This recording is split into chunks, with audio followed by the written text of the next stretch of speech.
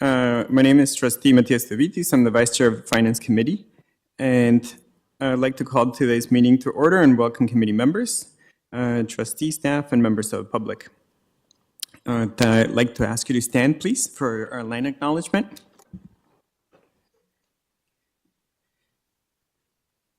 We acknowledge that we're hosted in the lands of the Mississaugas of the Anishinaabe, the Haudenosaunee, Confederacy, and the Wendat. We also recognize the enduring presence of all First Nations, Métis, and Inuit people. Thank you.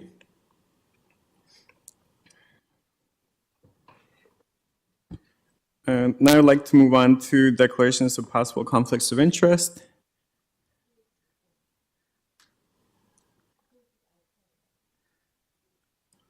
Seeing none, we'll move on.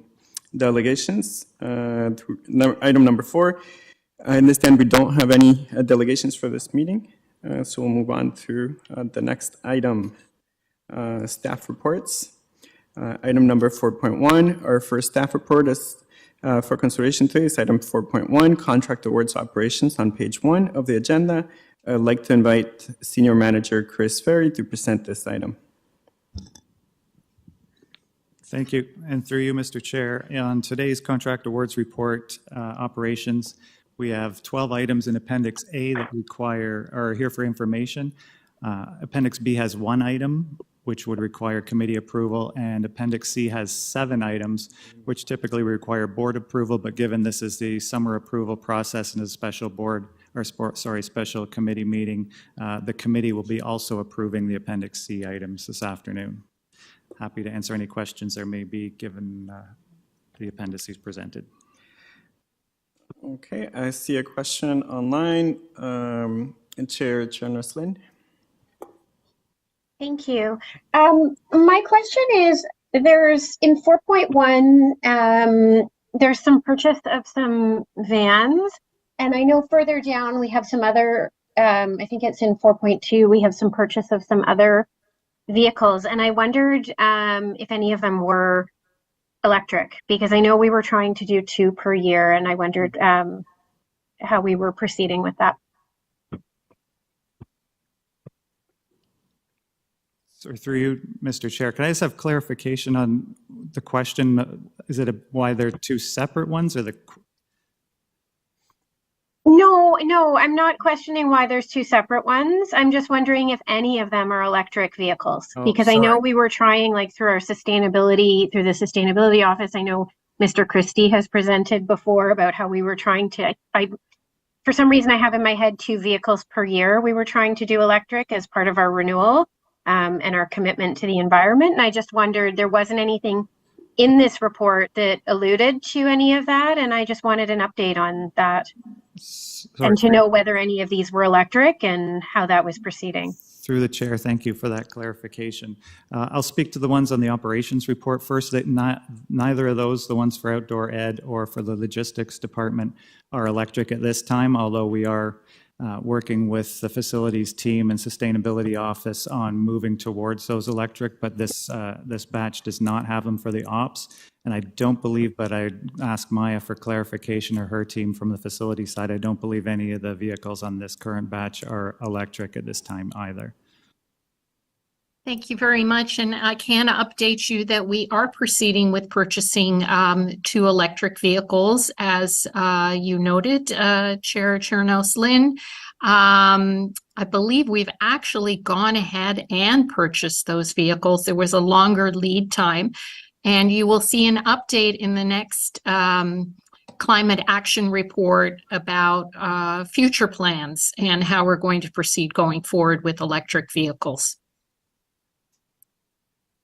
That's great. Thank you. Thank you, Maya. I'm looking forward to that and hearing about any plans we have for putting in, like in our parking lots, places where people can charge their electric vehicles. Because I know this is one of the priorities that we set out as a board.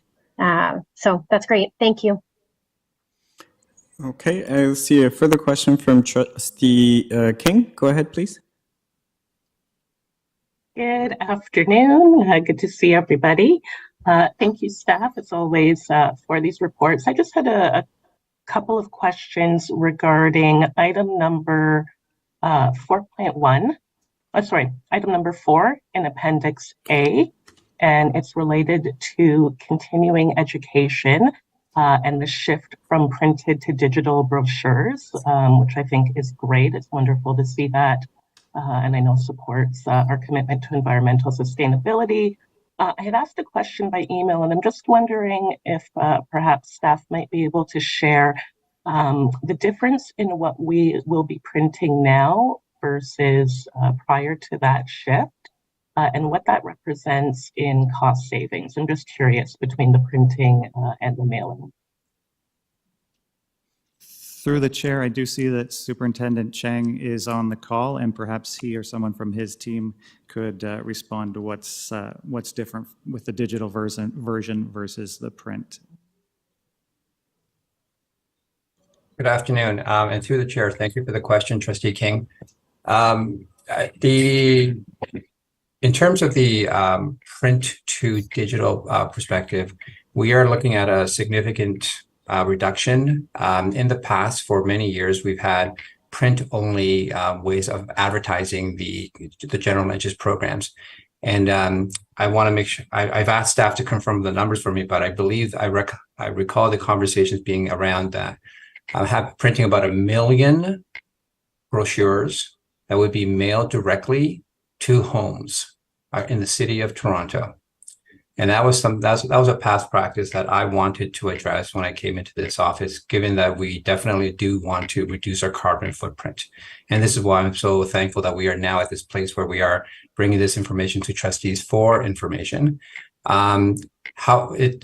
When I use the word reduction, it is because we're not eliminating print brochures, because we do acknowledge that there are some communities that would still prefer to have that hard piece of paper that does have all the information in hand. So we will be printing approximately, I'm going to say about 5,000 copies, and we are going to be distributing them to public libraries, community centers, and some TDSB administrative buildings.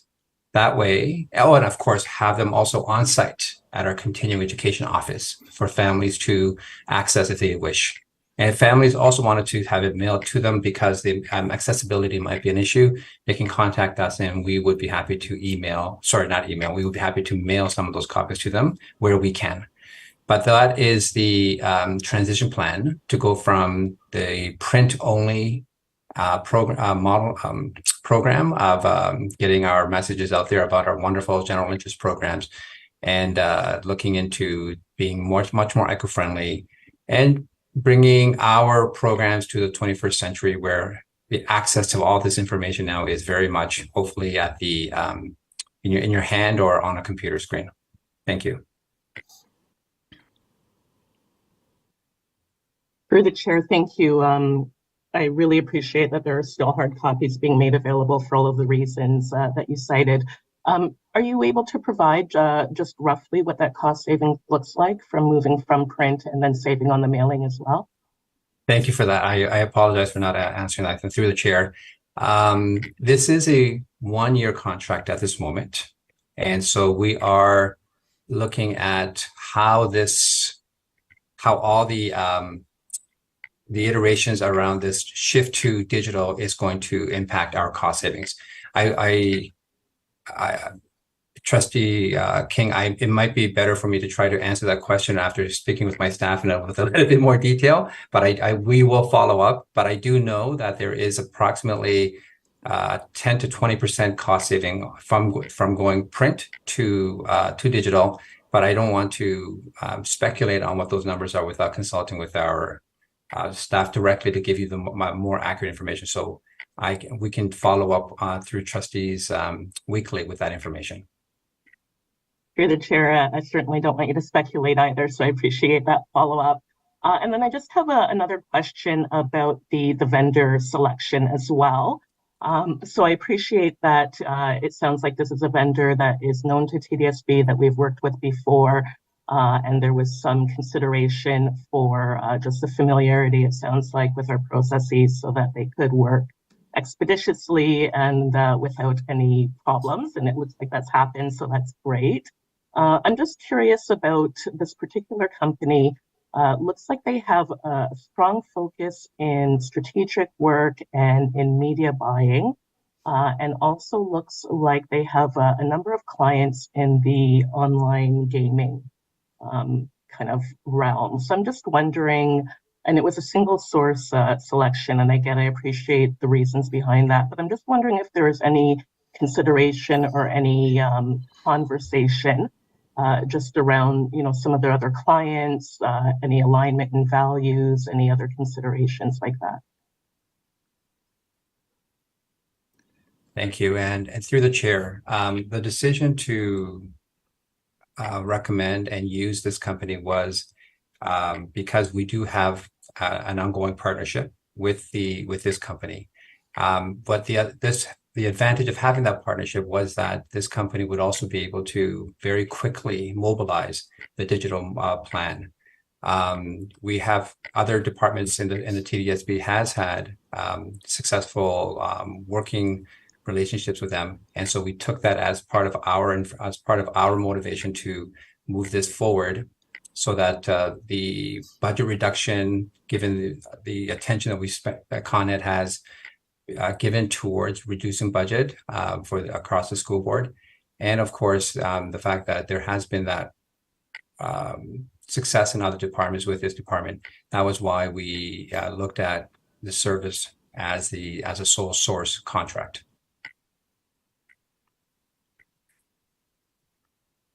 Thank you through the chair, and again, I can appreciate those considerations.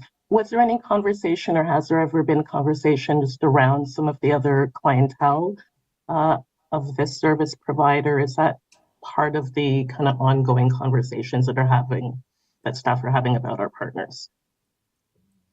Through the chair, it's not that I'm aware of. I can check with my staff to ask about that, but I'm not aware if there were other conversations being held about that. Thank you. Thank you. That is the end of my questions for here, and I would just maybe suggest that that's a conversation that we might have in another space around purchasing, around partners, just looking at some of those value considerations and alignment as well when we're looking at companies that are engaged in other areas of business that we know don't necessarily support all of the kind of health positions and other considerations for us, given that we're working with children and families. But thank you for that. And I know there are other questions from other trustees. So I'm all done. Thank you. Thank you, Trustee King. Any other questions in regards to item 4.1?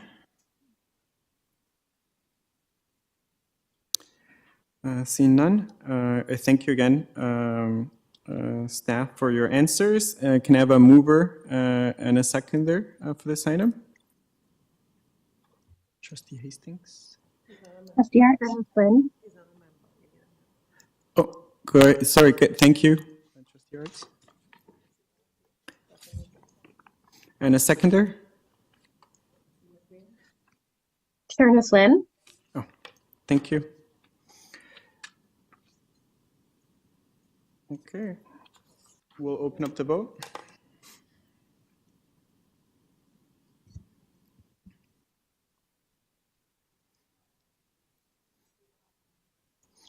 If we can do the vote by hand, all those in favor?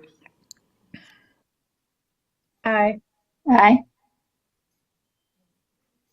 Any opposed? And carried, thank you. Next item is item 4.2, contract award facilities on page 27 of the agenda. I'd like to invite Senior Manager Chris Ferris to present the item, and then also just to note that item number 5 will not be included with this item. It will be moved on to the next Finance Committee. And go ahead, please. Thank you, and through you, Mr. Chair. On this afternoon's contract awards facilities report. Question of clarification. Sorry, I was having trouble getting off mute. I'm going off of eScribe. Item 5 is adjournment in my agenda. You don't, say again? So I'm working off of eScribe. Uh-huh. that I logged into today, so I would assume it's the most up to date.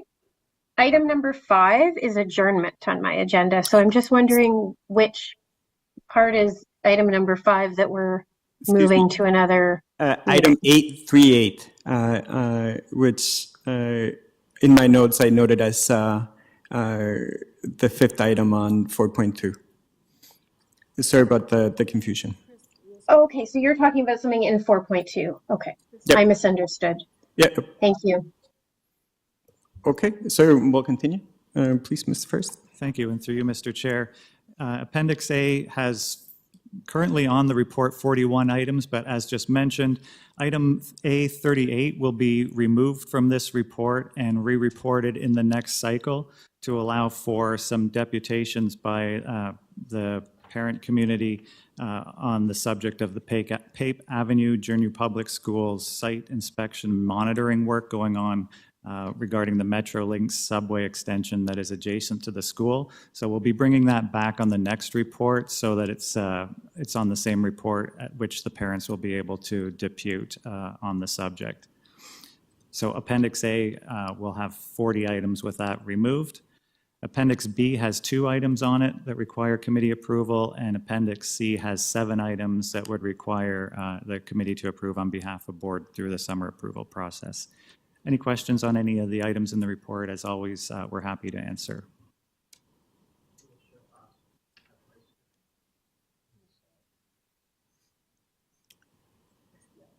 Trustee Arts, any questions?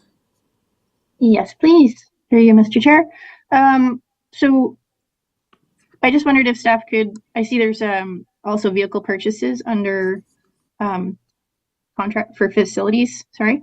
Could staff remind me of why some of them are going through operations and some through facilities? I would think that all of them would go through facilities in my head. And the other, is there any update on the, sorry, I have to find the number again. The construction work for Beaumont Road PS downstream of the fire. That's the restoration of 2 rooms. I just wondered, I thought that was well underway, so I'm wondering what the, item number 40, what the status is on that restoration. Please. Through you, Mr. Chair, I'll take on the vehicle question first as to why there's some reported on ops and some facilities. The 2 items on the ops report are being used by non-facilities departments. So there's some for the logistics department, which includes our courier team. So that is an updating of the courier fleet to ensure we have safe, reliable vehicles on the road, delivering mail and other packages from site to site. And the second ops item was for an outdoor education vehicle for an aged vehicle that requires replacement at the Scarborough Outdoor Education Center. And then the other items, other vehicles on the facilities report are vehicles that will be used specifically by the facilities department staff. For the second question regarding Beaumont, I'll defer to Executive Officer Puccetti. Thank you very much. And Trustee Arts, to assure you that work has been happening all through the summer at Beaumont to reinstate those rooms. But I will turn it over to Senior Manager Jatin Amin. I believe he's on the line, unless it is in fact Senior Manager Tarakanov who would have the update. Either of you, could you provide an update on the status of those rooms?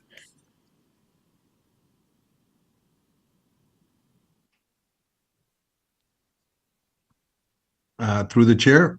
So room number 10, the removal of entire wood flooring and replacement with VCT is well underway. Room number 12 or 11, sorry, the paint patchwork, and it should be ready for school opening. I believe there's a 3rd room where we're still waiting for some information to be able to do that complete work, but those 2 rooms should be available for school opening. And Senior Manager Tarakanov, I'm not sure if you have any further information. Through you, Mr. Chair, the contract award is for the rooms 10 and 12 that are on the ground floor, and they've been damaged extensively by the water use during the fire extinguishing. So those rooms are likely to continue to be under construction in September. However, 2 rooms that the question was about on the second floor will be ready. Thank you. Okay, so there were multiple rooms involved in the fire and then in the putting out of the fire. So some of them will be ready for September and some will be ongoing. Okay, great, thank you. Trustee McLean, did you have any questions? I did, thank you, through the chair. I noticed in the item 5, the snow clearing services, we had received 10 bids, and apparently we're granting 10, there'll be 10 different companies being given contracts. Are these returning companies that have done this from us before, and companies that we haven't had any issues with regards to the timely expectation of these duties? I know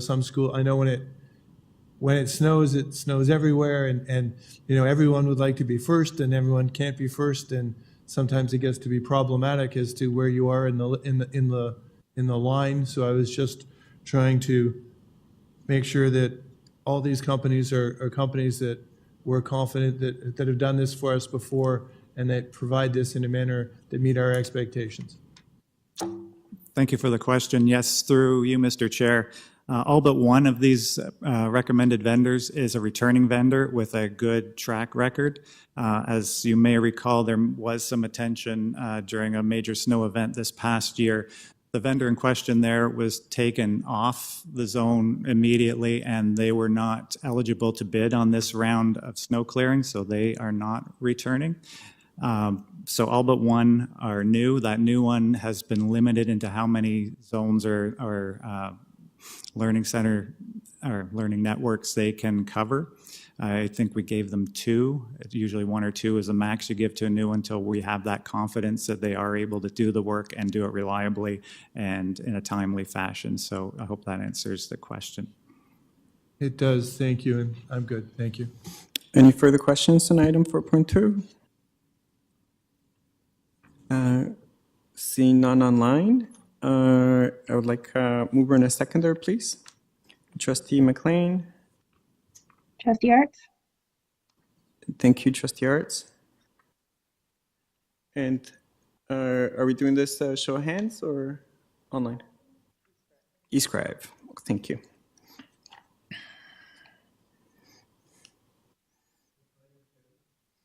The VTs in favor?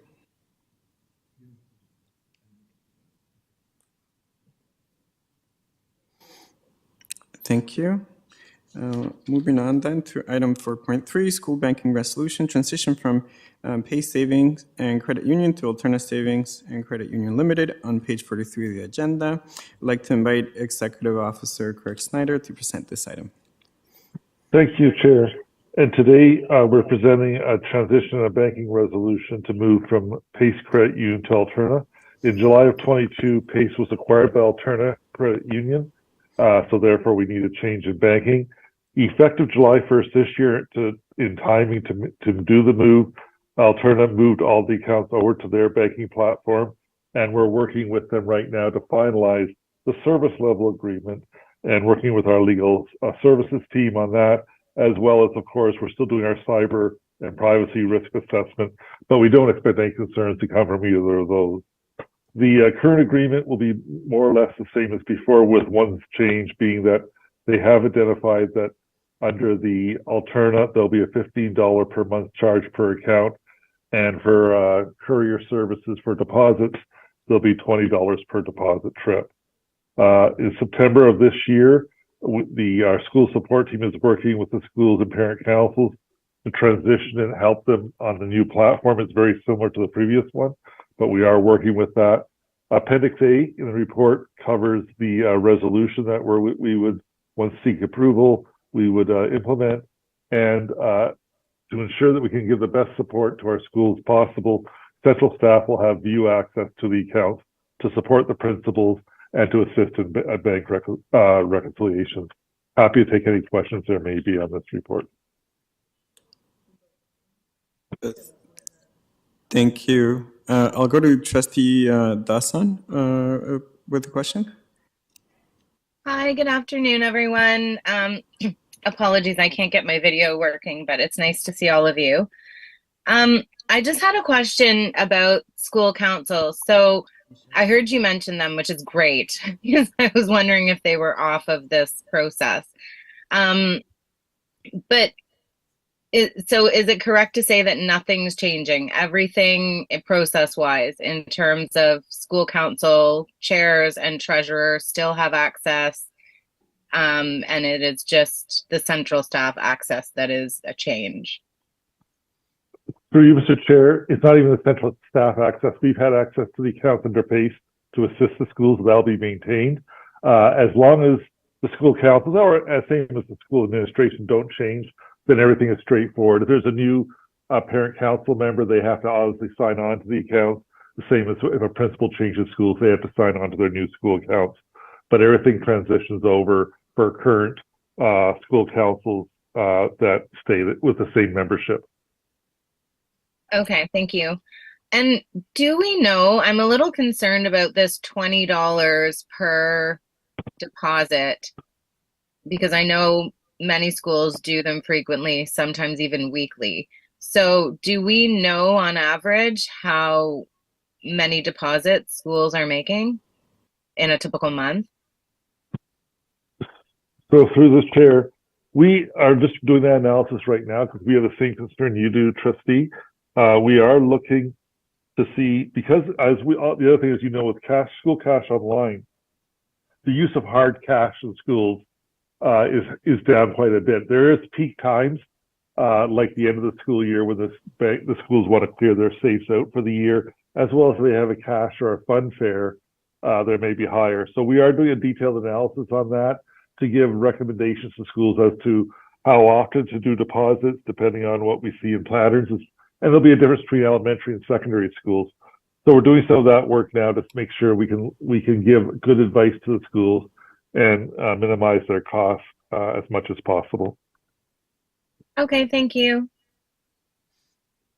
Thank you. I'll go to Chair Noslin next. Thank you, Chair. My question is actually along the same lines as Alexis about the fees. Can you just, like in the report, it says for pickup deposits. Does that, like, I'm not sure, pardon my lack of knowledge on this, what is a pickup deposit versus, like, if a school council wants, like, to deposit, money from pizza lunch, or I don't know if it's going from school cash online to, presumably this is done through online banking at this point. I can't imagine a $15 or $20 charge for each of these if it was my own account. So I'm having trouble understanding. I guess I would like clarity on what this means by a pickup deposit. Is that someone from the bank coming to pick something up from the school, or are we really saying that accounts will be charged $20 to do an online deposit transfer from school cash online to a bank account? For you, Chair, no. What we're there, so any transactions in school cash online happen electronically. This is where if a school has significant hard cash currencies, bills and coin, and they need to pick up to have it deposited at the bank. For safety reasons, several years ago, we had with PACE the same thing where if they had a lot of cash, that not to put a staff member or council member at risk, they could call for a pickup at their school. So it's when you have a significant deposit you want sent to the bank of hard currency that the $20 charge would be on. It's not on electronic funds transfers. So this should really be something that would be, back to school barbecue, school fun fair, those kind of school events. So we're talking one or two probably or three maybe for an elementary school, and possibly not really for secondary schools. Yes, that's exactly what we're trying to do the analysis of now, because for an elementary school, it may be one or two pickups of the year, maybe a third pickup in June just to clear their safe of cash over the summer. So it has come down drastically over the last few years with school cash online. So we're doing that analysis now so we can give appropriate guidance to the schools on, what they should do. But obviously, fun fairs or a barbecue where there's significant cash, they probably think about doing a deposit the next day. Okay. And my other question is, did we have these fees when it was with Pace, like before Pace was acquired by Alterna? We must have, No. right? No? No, before Pace, there were no fees for monthly fees or for a courier cost. Pace had those costs built into their proposal with us. But when we've gone to Alterna, we try to eliminate these fees, but this is the best we could do in negotiations with Alterna. Okay. And did we consider switching banks, or is that too, or credit unions? Is that too labor intensive? That is something that we're still exploring as we go through this school year. Obviously, with this transition happened, was kind of, we had to go because one organization purchased the other. But it is something that we'll be looking at through the school year to see what other options are available in the longer term to support the schools and reduce, again, keep the costs low for the schools. Okay, through the chair, I would appreciate that. I feel like when we talk about fundraised dollars, or parent donations, amounts they give for field trips, things like that, it just seems it's worrisome to think that the transactions are like that we're paying significantly in fees. So, I mean, maybe this isn't so significant, but it is unfortunate that it's a change in terms of a cost that we have acquired because Alterna was, because they acquired Pace, essentially. This isn't something that we chose, for example. So I appreciate that staff will keep an eye on this and that we're looking at it from that lens. And I think parents will appreciate that. And I guess I wonder, just as a follow-up through the chair, has PIAC been made aware of this change? And has messaging gone out to school councils or not yet? Through you, Chair, we are going to send some communications out to schools shortly to explain the process of doing their accounts. We've been asked to go present at PIAC at their first meeting in the fall, so we will be attending PIAC to just give them information so they're aware at that table as well. Okay, thank you very much. Those are all my questions. Thank you. Trustee Arts, did you have any questions? Just to clarify, I didn't hear it in the other questions. Some school councils have their own accounts. I assume those will be maintained. So are we absorbing the transaction costs for their accounts? Are they rolled into this, or will school councils with separate accounts have to pay those? Yeah, those transaction costs and the monthly charges. And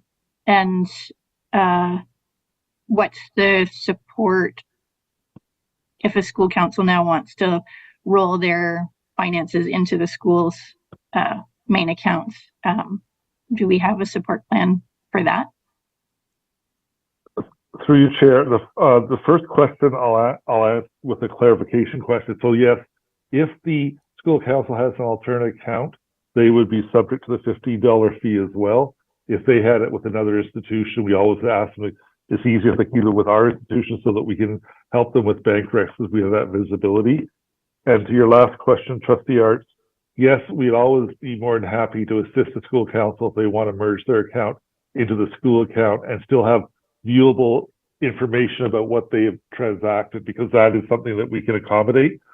So where schools or school councils want to, use one bank account, but have the visibility within reporting of their money, we can do that for them and are happy to do so. Thank you. So that was yes, the school council itself will be incurring the fees if they're maintaining a separate account with Alterna? Yes, that is correct. Okay, thank you. Any further questions on this item? Seeing none, if I could have... Williams, I have my hand up. Oh, I am sorry, and I didn't see you. Go ahead, please. Yeah, I just had, I don't know if it's a follow-up question or a new question around the communication piece. and the feedback, participation of PIAC with regard to something that affects school councils. Was there a communication plan going in? Is it just being rolled out now? Like, what happened there? And in future, can it be a bit more proactive in engaging PIAC when something like this actually affects school councils and they're there as our board advisory, parent involvement advisory committee, to give the board feedback on things that affect school councils? So through you, Chair, this being a merger of two organizations is a little bit different, but yes, to the Trustee Williams' comments and to the earlier question we were asked about, are we exploring other options? We will work with PIAC as we explore those options. When we come to PIAC in the fall, will be more of an information, but going forward as we work through possible alternative solutions, we'll definitely involve PIAC to get their feedback and insight as to the options that we explore. Okay, thank you.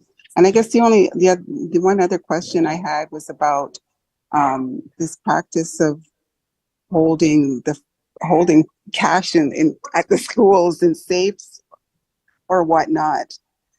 I'm assuming, and if you could confirm that our insurance does cover that, any cash that's held at the schools in safes.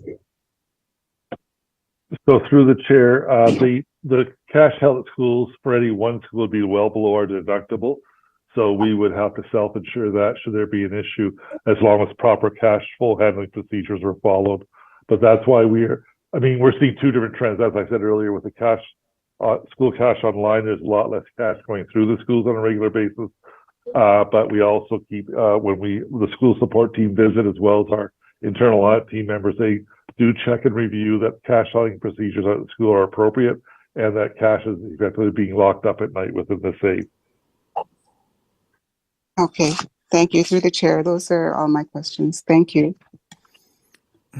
Thank you. Any further questions? No? Okay, if I could have a mover and a seconder. Trustee McLean. Anybody? Trustee Arts. Trustee Arts, do second, thank you. And we'll go to East Scribe. Trustee Doitis in favor?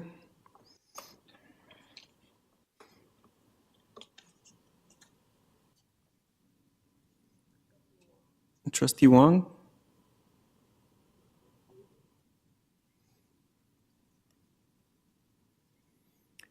Thank you. Moving on to item 4.4, updated consultant contract award, Mass Timber Replacement School at Poplar Road Junior Public School on page 47 of the agenda. I'd like to invite Executive Officer Maya Pichetti and Manager Prithula Prasoon to present this item, please.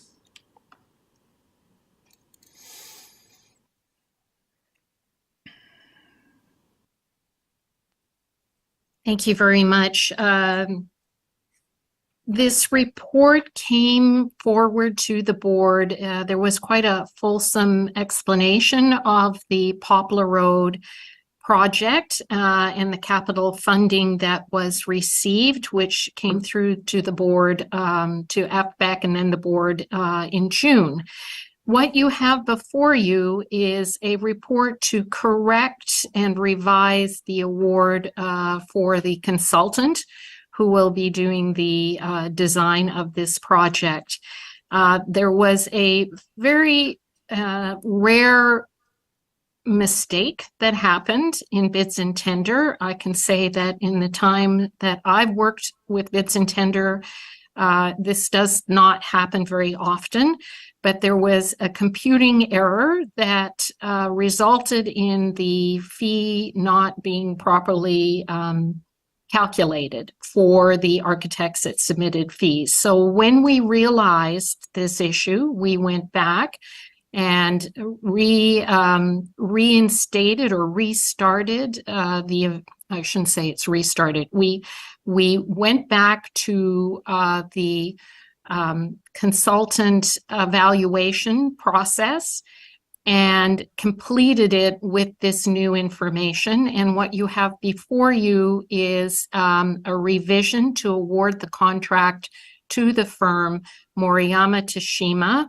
for a fixed fee of $998,000 to do the design for the replacement school for Poplar Road, including a 5-room childcare.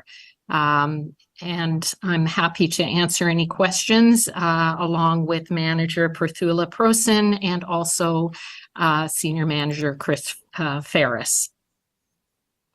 Thank you. Any questions online?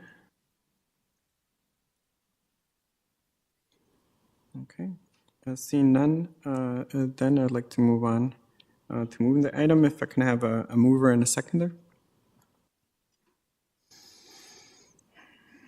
Ernest Lynn. Thank you, Trustee Ernest Lane. We have a seconder? Trustee Arts. Trustee Arts. Trustee Arts. Thank you, and we'll go to Eastcray for the vote. Trustee Delvitis in favor.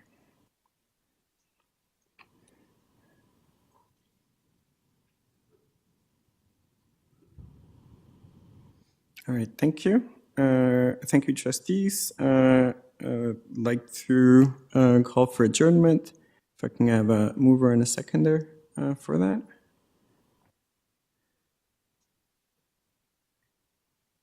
Wong.